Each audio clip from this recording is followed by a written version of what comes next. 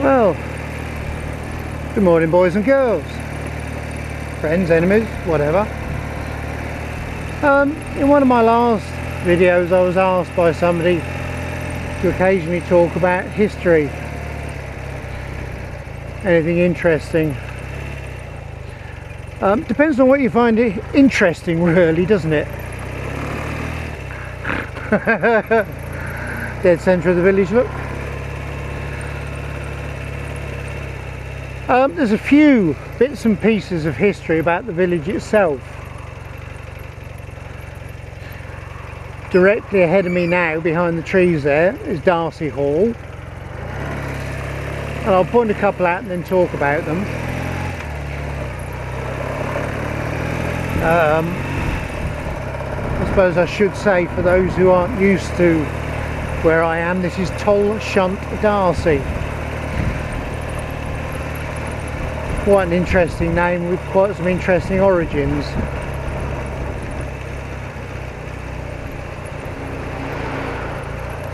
And I'll point out a couple of things and then talk about them. Another Polish truck lost.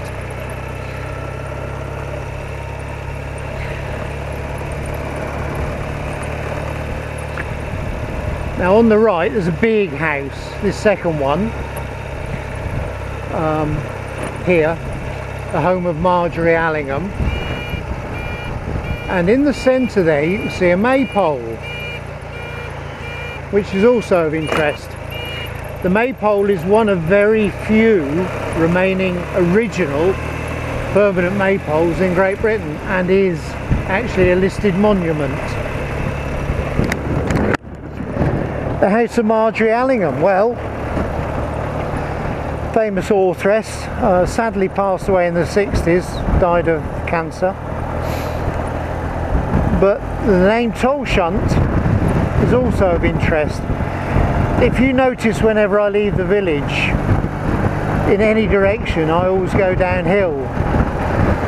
And that's because Tol Shunt is on a sort of an island which used to be surrounded by salt marshes and was heavily wooded, and obviously they've been drained over the centuries. And the name Tol Shunt comes from Tol Shunter. Now Tol Shunter means Tol's springs. Why is that interesting? Well, Tol was an Anglo-Saxon invader, so we go back to the Anglo-Saxon times, and Shunt means spring. He had a habit of finding forested areas near water, hence spring, making clearings and creating villages. So Tol Shunter is a village or a clearing created by the Anglo-Saxon Tol. Darcy. Now Darcy is the last family in a long list of people dating back to William the Conqueror to own Darcy Hall that I first pointed out. It was owned by the Valois and all sorts, but the last married person to own it of any importance was Darcy, and the village added that to their name, and so over the years it became Tol Shunt Darcy.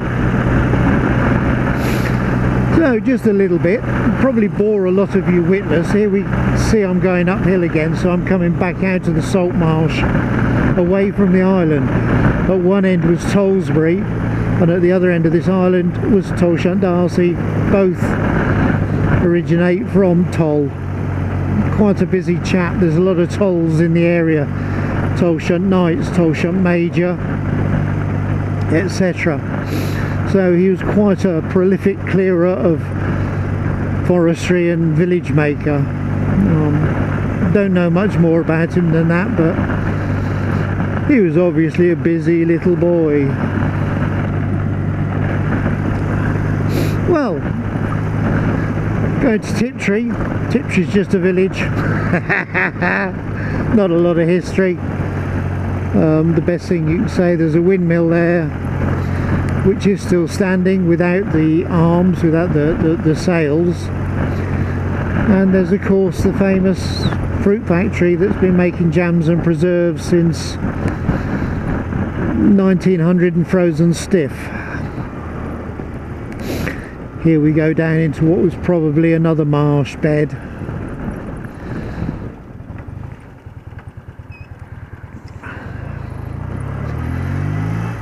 And then we'll rise up from here into Tiptree. So it's a very salt marsh area. It's known, this area, for cuckoos and marsh waders and all sorts of bees. So it is a beautiful little area in itself.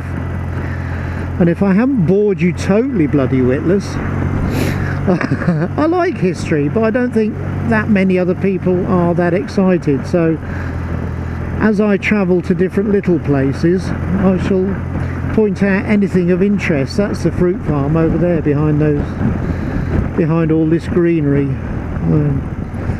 Obviously there's tea rooms in there. Obviously started off at the back of the farmhouse. Anyway, that's my boring bit for the day. I'm going to go and buy some chocky bickies, I think. Haven't had any for quite a while. And you know the rules. The rules are always the same. Ride safe, because I want to keep you alive. And stay happy, because staying happy really hacks people off. And I like hacking people off. My favourite hobby. So, for now, bye-bye. Speak to you soon. Bye.